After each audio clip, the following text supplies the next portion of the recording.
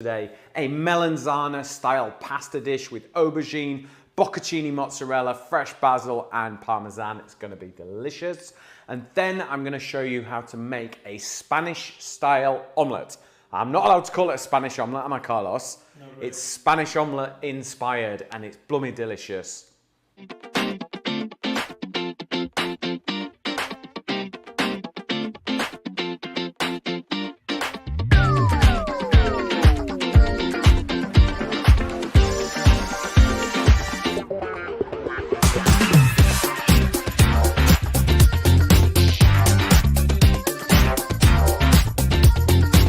Okay, welcome to my kitchen. Now, we have got some fabulous recipes lined up for you. We have partnered up with Beefsteak, my favorite brand of wine.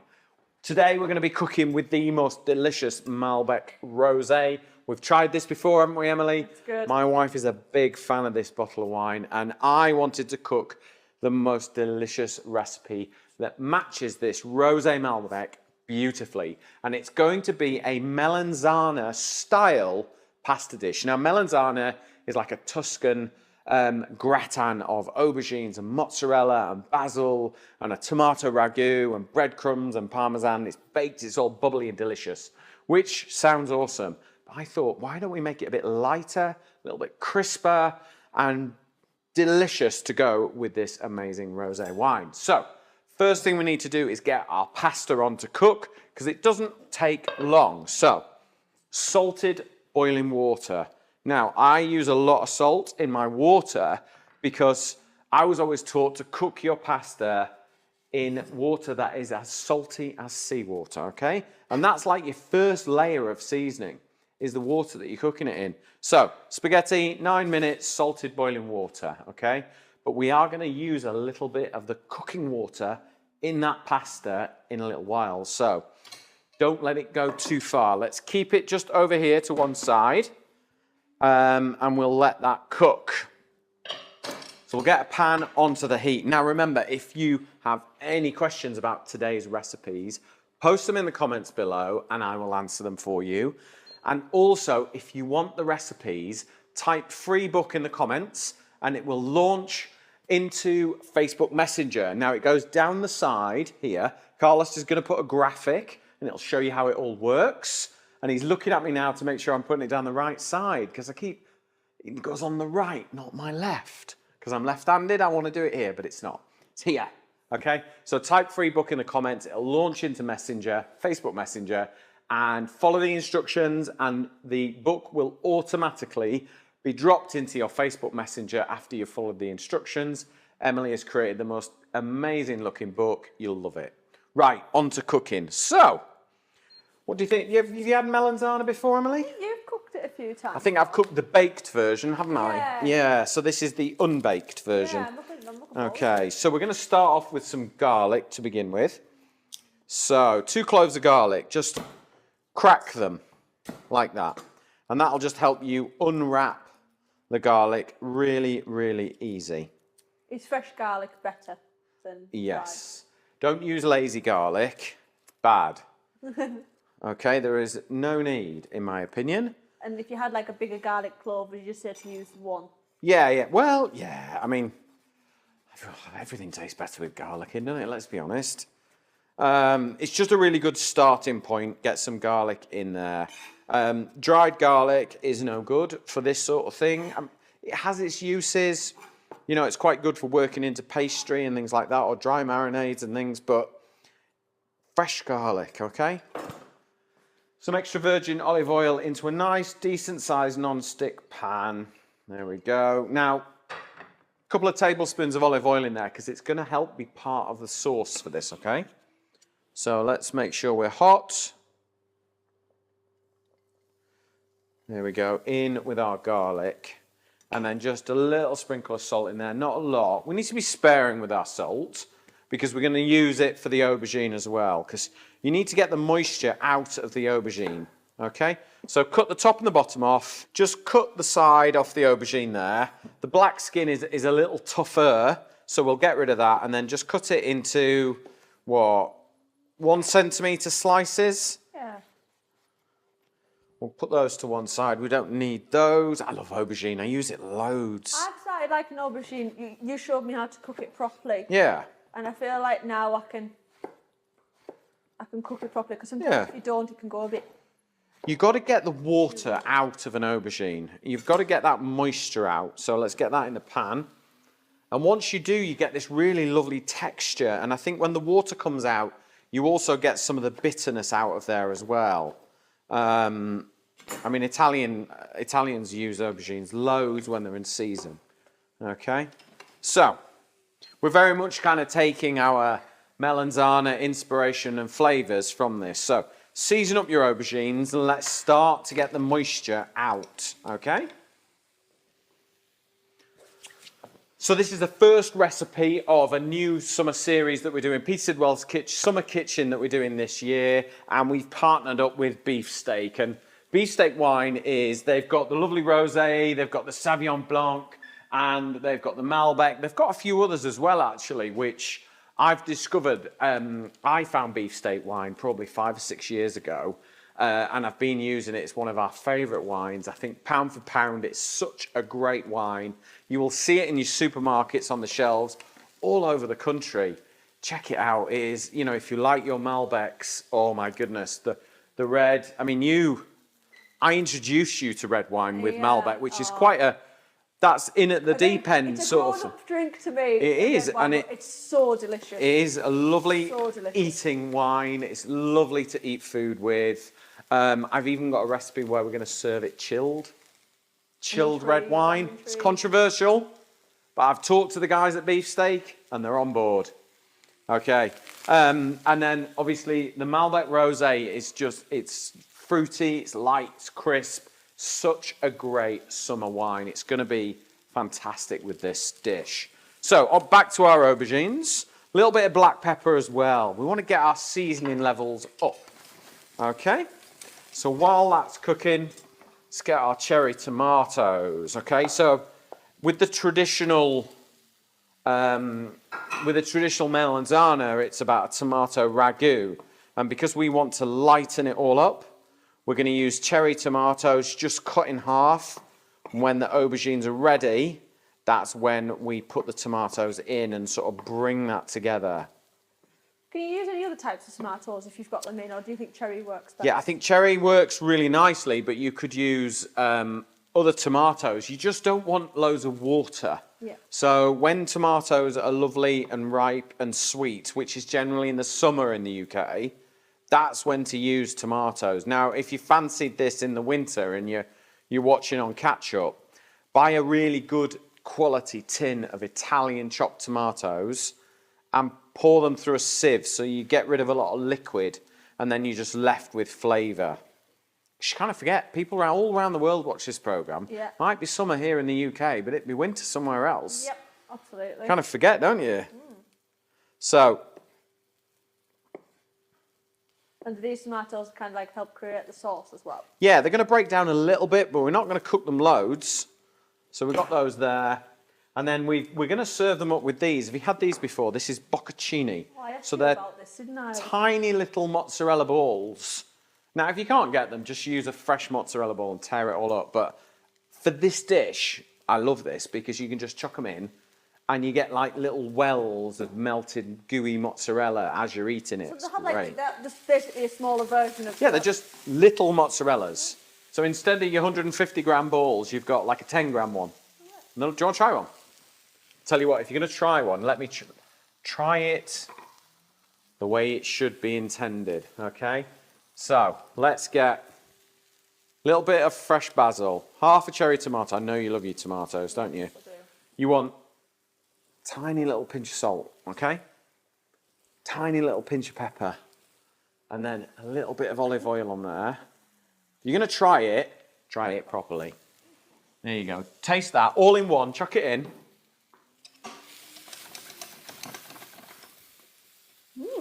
Nice? She can't answer. I'm going to go with yes. Yeah, It's very nice, Pete. That's nice, that. Yeah? So, aubergines are starting to colour. Salt is drawing the moisture out. It's doing what we want it to do, which is great. What would happen if you didn't put the salt in, what would the texture change The- of the aubergine? So the aubergines won't give out their moisture, and you need the moisture to give out so it can evaporate so that you're left with a nice texture and a nice flavour. Right, so got a little bit of butter here. So we're going to add our tomatoes in, okay? Chuck them in, all of it. Little bit of butter, what? 20 grams. This will help make a sauce, okay? Our pasta is cooking nicely. We're going to add some lovely starchy water from these. So just give them a little toss. Get them all working together. Tomato, aubergines, best friends. They love being together. And we'll take our basil. Just pick the leaves. Did you use any other types of... You used the spaghetti, didn't you, for this? Yeah, we've just gone with spaghetti. Do you have Nothing... any type of pasta with it? Is it one of those dishes doesn't necessarily need... Yeah, I don't think it matters, but I quite like it with spaghetti. Yeah. But, you know, I think if you're going to serve this to people who normally eat meat, you're going to convert them to their new vegetarian favourite. Yeah. Aubergine and melenzane, I always convert meat eaters with it because they love it. Because it's got texture and it's got flavour. Yeah. Right, so you can see all that coming together now. The tomato is giving out a little bit of juice as well. I'm just going to get a ladle. And we're going to do our little trick. So, I'm going to take a ladle full. So this is a ladle full of hot pasta water from the pan. The pasta's cooking. It's got starch in it. When you add that to the pan, it reduces and leaves the starch and helps it all go nice and silky. Okay? So in with your pasta water. It brings everything together and it just makes everything delish. So with our basil, you've got to be really gentle with basil because if you chop it heavily and aggressively, it goes bitter because it goes bruised. So push your knife in and away and actually use the edge of the knife to cut it. All right? You don't need to cut it a lot either. That's enough. If you do this, it's all going to go black because it gets bruised, not sliced. Okay? So you use the edge of your knife. Keep your knives sharp. And there you go. You've got some lovely cut basil. And this is the difference of when you try a dish and you're like, oh, that's amazing. And then you try and make it at home. If you don't do these little things, they end up just not being quite as nice. Are we all right, Emily? Put your rice in there. Yeah. Okay. So our aubergine and our tomatoes are done.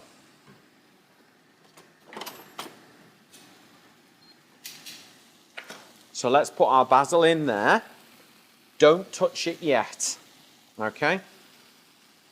We're going to take our bocconcini. Just one packet. Pop those there, like so. And then what I'm going to do is I'm going to grab my pasta. It smells so good already. No, it's a good dish, this. It's a good start to a great series, this. Take your tongs and lift your pasta. And then add it to the pan. Okay?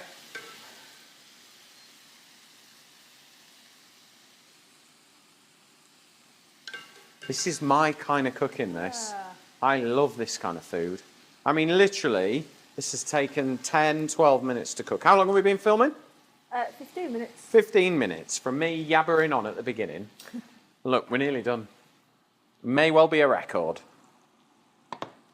Okay, so let's season up with a little bit of black pepper. And then I bought some lovely pecorino cheese the other day. You could use Parmesan or pecorino. It's entirely up to you. And then let's just put a little bit of that in there.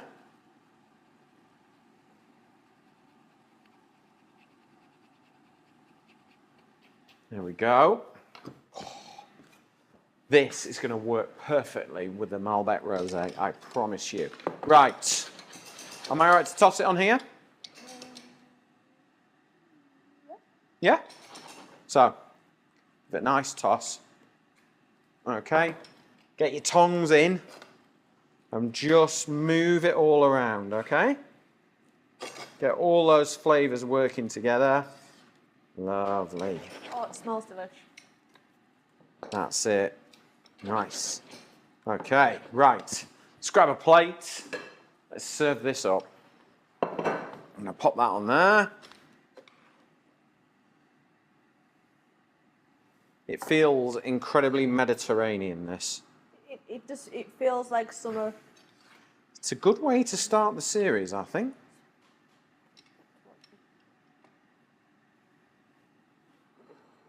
There we go. So I'm twisting it. I'm trying to make it all nice and posh. There we go.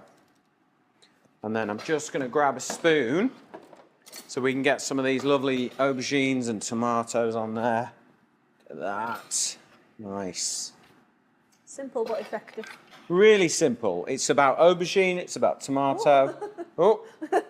And look how stringy those bocconcinis are. And it's about the bocconcini. Is that a word for small mozzarella? Is that Yeah, what it it's means? just what the little mozzarella pearls are called. And then let's take some of our pecorino. Pop that on there. Nice. Right. Let's grab a glass.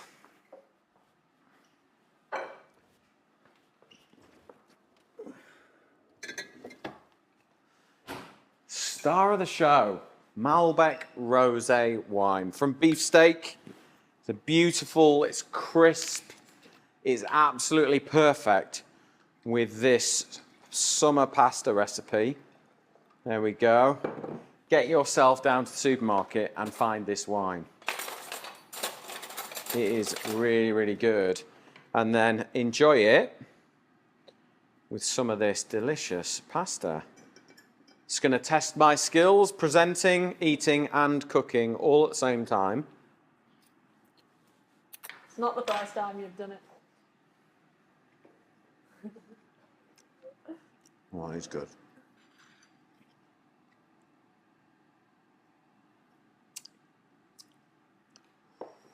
I'm not sure I want to share this one, Emily. Oh, you've got to share it.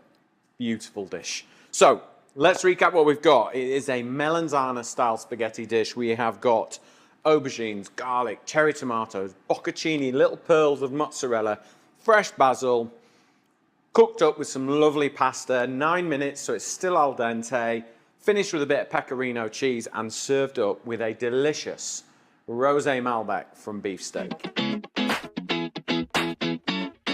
Okay, now it's time to make the most incredible Spanish omelette. Now, Carlos is a little bit upset with me for doing this because he says it's not a Spanish omelette if I'm doing what I'm doing to it. But I tell you what, makes it delicious. Right, it starts with onions. This is a Spanish omelette. It's inspired by what they do in Spain, okay? Is that all right? Okay, got my thumbs up. So this is almost the most important part of the recipe, is getting the onions cooked and caramelized and sweet and delicious. So, in half and super thinly sliced onions. The thinner they are, the better they will cook and caramelize, okay?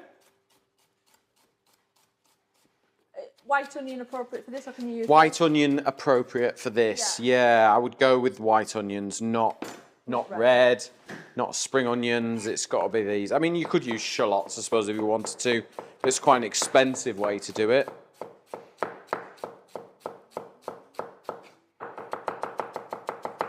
And what makes it a Spanish-style omelette? Well, the traditional, is it tortilla? Would it be traditionally, Carlos? A tortilla? Yeah. So it's a traditional recipe. I've just fiddled with it a little bit. I've tried to make it a bit better for my friends over in Spain. So it's all about like potatoes and onions cooked. I mean, it's a humble dish. Yeah. It's not expensive ingredients. It's a sort of Spanish family home staple, really. They have it, you know, it's probably a bit like, equates to our beans on toast or something like that, probably. Everyone makes it, kind of thing. I don't make beans on toast. Have you ever made your own, like homemade beans? I don't like beans. not? I don't like the texture. I find them a bit weird. It's a bit controversial, I know. But I don't like baked beans. Get over it. Is that like kidney beans or anything? I'll eat them, but I'm not a fan of beans for some reason. It's one of the, I kind of feel like I wish I was, but I'm not. Fair enough. So I've learned to cope with it. Right, preheat my pan. Get some olive oil in there. And then we're going to get these onions in. And as you're putting them in, break them up a bit. All right? Break them up. We want to get a nice, good surface area. And obviously that looks like a lot of onion, but these kind of cook down into... It does look like a lot of onions. I think it's 2 onions I've got here, but they will cook down. And you cook them down and down and down until they are caramelized, okay? Let's wash my hands.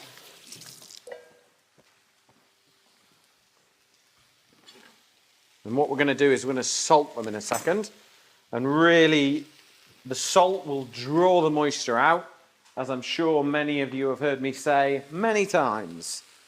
That salt will draw the moisture out and make them sweeter and more delicious. So the steam that's coming out of there will evaporate. That's the moisture coming out of the onions, and the natural sugars that are in onions will caramelize, and that's what will make it really nice and golden and delish.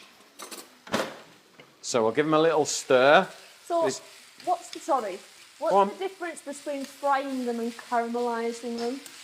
Well, you could fry them off. Generally, you fry them off and you don't really add much colour. Right. But once the water is evaporated, then the sugars start to caramelise, and that's when you get a sweet onion.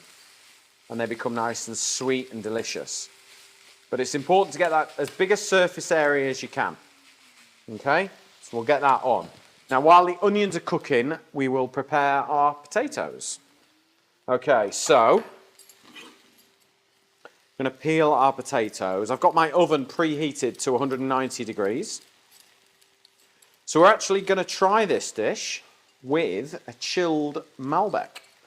So we're working with, in partnership with Beefsteak, which is an amazing wine brand. You might have seen it in the supermarkets in the UK, and they've got lovely Malbecs, they've got Sauvignon Blancs, they've got a Rosé Malbec, which is really delish. They've also got Tuna Club, haven't they? And they have the Beast, which is a Portuguese red wine, really fruity. It's nice, actually. So that they've got some lovely hand-picked wines that are just fab. And they asked me if I wanted to work with them, create some delicious recipes that are perfect for serving with their wines, but also I'll be cooking with some of them as well, because there's nothing better than cooking with a wine that you're also going to drink at the table, I think. So stay tuned. We've got some fab, summertime, light, crisp, delicious recipes that are definitely worth taking out into the kitchen, out of the kitchen, and eating in the garden if you can. So let's get these potatoes peeled. Now, if you've got any questions at all, make sure you post them in the comments below. And if you want any of our recipes, go to Facebook in the comment feed. So if you're watching on YouTube, switch over to Facebook, search out Peter Sidwell's Kitchen, post in the comments a free book, and it will automatically launch into Facebook Messenger, and follow the instructions, and we will deliver you an ebook that Emily has beautifully designed with my recipes. She's photographed them, she's put it all together, and it will just drop in to your Facebook Messenger feed after you followed the instructions. So if you want them, do that. Haven't you, Emily? Yeah. All set with the super duper ebooks. It's working really well, actually, isn't it? Yeah. The ability for people just to be able to get a lovely little ebook. It's almost like if you follow us through the year, you'll end up with all these chapters and then put them all together. I think we probably should put it all together one day. So yeah, and see what we can do, yeah. And maybe we'll print it. You never know. It's been about 10 years since I've done a book, so it's probably due. No, Emily's saying no. Not yet. That just makes me want to do it more. Right, potatoes peeled. Okay, this is where it gets a little bit different, I think. Okay, so I'm going to cut them in half, and then cut them in half again into quarters, long ways, and then chop them up. And again, what we're going to try and do is get rid of the moisture, because that's the important thing, is getting rid of moisture. Oh, This isn't what I thought you were going to do with this. Sorry? This isn't what I thought you were going to do with them. Is it not? No. What did you think I was going to do with it? I don't know. I was quite intrigued as to how you were gonna cook them, but not like that. There you go. You see. Well, to keep you all guessing. And is a baking potato the right thing to use? Yeah, baking potato. So something like a Maris Piper, something like that. And then we're going to get them into this tin. And we're going to whack them in the oven in a minute. And the idea is that we cook them while the onions are cooking, and it almost becomes an indicator for you as to how long the onions actually need to do it right. So it's well worth doing properly, and then you get the really good flavours coming out. You don't want any raw onion.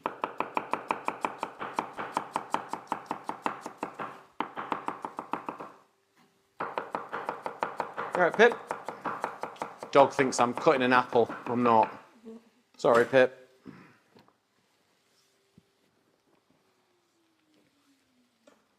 Right, so let's get a little bit of olive oil on here. Let's get a little bit of salt. A little bit of pepper. And then just get your hands in. Mix it all together. Make sure all the potatoes get a little bit of oil, a little bit of salt, a little bit of pepper. It's quite a good way of doing it, actually. If you've got extra potatoes or anything like that, or cook extra on a meal, and then you've got them. So you can see the onions are starting to turn a little bit now. That's good. That's what we want. You need to be golden and sweet and delicious. Right, into the oven. I think these are probably going to take 20 minutes to cook. And then by then, your onions will be ready and delicious. Right, the onions, you can see here, they've gone really soft, they've gone golden, they're ready to come out. Potatoes are nearly ready. So let's just pop these in.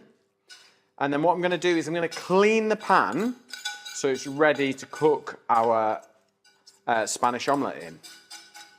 So put those to one side and then they're ready. Right, potatoes are nearly cooked in the oven. My onions are caramelized and sweet and ready to go. I've cleaned my pan, so I'm going to get that on the heat, get it nice and warm and hot, medium heat, let it get hot slowly rather than really fast, really quick, okay? We'll get some oil in there and we'll get everything in. So first thing we need to do, 6 eggs, okay? How many people does this serve, by the way? Is it obviously a bit more filling with potatoes and onions? The idea is that you cut it into wedges and everyone has a bit. Yeah. It's, you know, I think this would serve 4 people. Yeah. It depends on your appetite. Really? I mean, I don't know. If I have an omelette, if I have a frittata at home, I generally have 3 egg, like a 3 egg omelette. Right. Yeah, that's a normal thing, isn't it? Is it? How many eggs do you have in your omelette? 2, but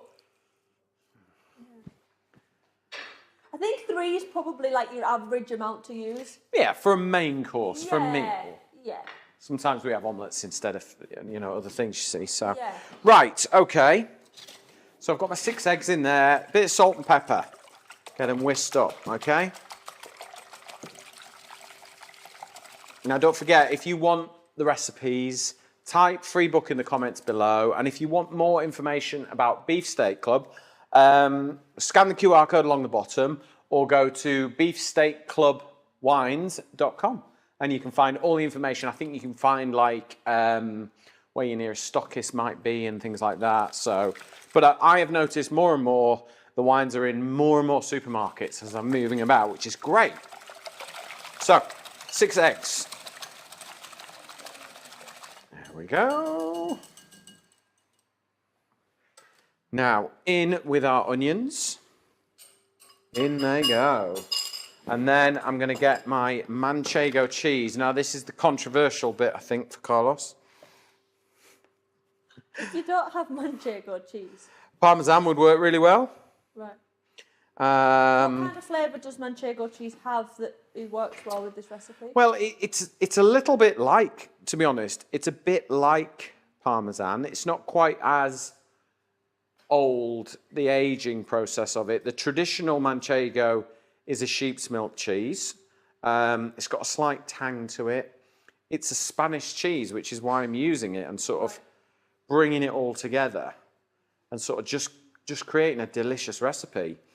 And like manchego cheese is more and more common everywhere now. You can get it all in the supermarkets and everything. And there's lots of grades of manchego, and some you would just eat. And then, you know, the really good artisanal ones. Oh, really? Yeah, you just eat it as slices. Well, that's all I've ever had it. I didn't realise there was different ones that you could like. Yeah, well, it's like, you know, it's like the Italian pecorinos. There's loads of them out there, and there's some that you would just eat. They're that good. Yeah. And then some you would cook with. And I just thought it would work really well in here. So we'll mix the eggs. So let's whisk all that together. We want it to really evenly distribute. And then we will get our potatoes, which should be just cooked. What we've done is we've got rid of moisture. Can you see those? Yeah. They're sort of 2/3 cooked, if you like. So that, because the frittata won't take that long to cook, you need to just sort of take the edge off, really. So carefully add them in. You don't have to add them all if you don't want to, but you kind of want to make it a meal, don't you? Yeah, so there we go. Put that to one side, and then we mix that together. So we've got even distribution all the way through.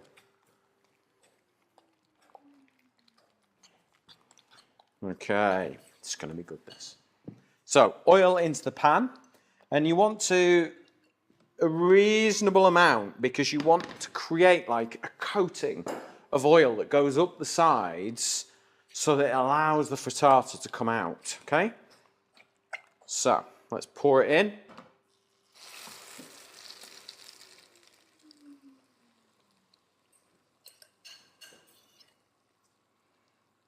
There we go. And now you want to cook this for about 15 minutes on a medium heat, just so that the edges are bubbling, because that will cause the frittata to set. We want the heat to come up evenly all the way through, cook the eggs, and we're going to flip it over just to finish it for a couple of minutes. Right, this frittata has been in the oven. So I cooked it in the beginning in the pan and got everything kind of cooking around the edges, and that's the key to making a good frittata is getting the edges all cooked and golden, and then whack it in the oven, and it means that the middle will just cook through nicely. And what I have done is just got a plate on the top there. We turn it over. There we go. Look at that. And then we slide it back in. Okay, and then just let it sit on the heat just for a couple of minutes, just to make sure the bottom is completely cooked. Now, to serve it, we're going to take a little bit of sherry vinegar. All right, so we're keeping that Spanish theme. And then we've got some olive oil. So 1 tablespoon of sherry vinegar, 2 tablespoons of olive oil. And then we'll have a little bit of black pepper in there, a little bit of salt. And then what I like to put in my dressing is just the tiniest little bit of honey. And it just kind of brings the oil and the vinegar together. So it's not two harsh things that don't want to mix. The honey just kind of bridges the gap, I think. Okay. Let's give that a little mix together. It's important you do this last minute as well. Okay.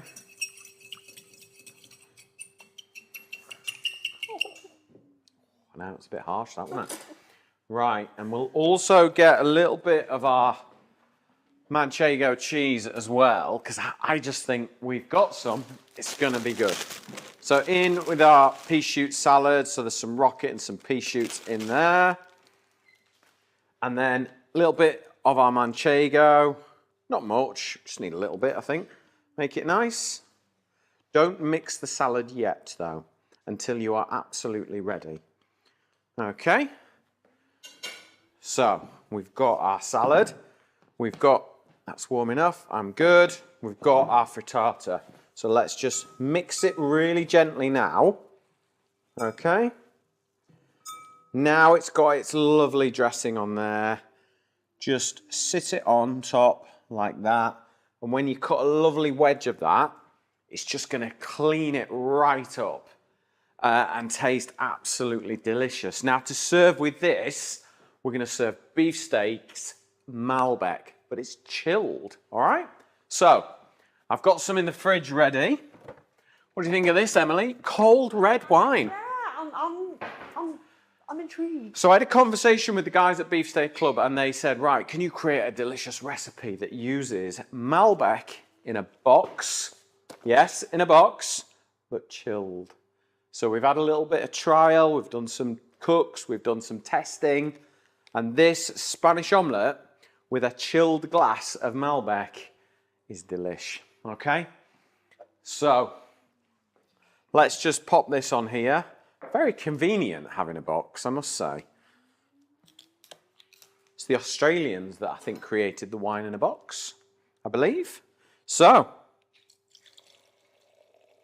chilled Malbec, Beefsteak Club style.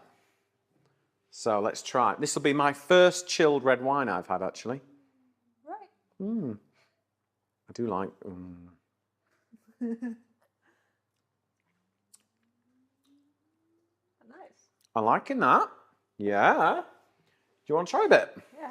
Hang on then. Do you want to think about that? Yeah.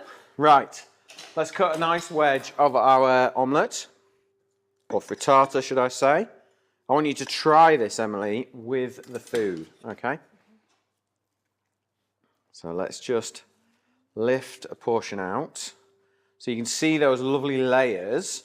Just pop that on there with a little bit of our salad there on top. So that's what you get, yeah? Let's pop that over there.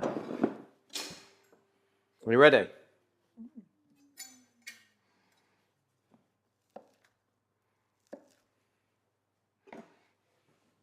I'm going to pop a little bit in there for you. There you go. Emily only does this off screen. There you go. It's like it magically disappears. So, look, while Emily's having a little taste of that, we're going to ask her what she thinks in a minute. If you want the recipes, please post in the comments below free book. It will take you to Facebook Messenger, follow the instructions, and it will automatically deliver you our mini e-recipe book that we've done in collaboration with Beefsteak Club. The whole series, I'm cooking with, I'm matching for, we're just exploring the whole world of beefsteak wines. I've got some amazing recipes to come over the summer. You're gonna absolutely love them. Emily? Oh, wow. What do you think of a chilled Malbec? That is really nice, really refreshing. I'm getting it. Yeah, I'm a like convert. I was very skeptical when they said, try that. And I'm like, wow, that is really, really nice. Okay, so that is how you make the most delicious onion, potato, and manchego frittata, served with a chilled Malbec from Beefsteak Club. Absolutely delicious. Remember, if you want the recipe, type free books in the comments and it will be sent straight to you. Thank you very much for watching, and I will see you on the next episode.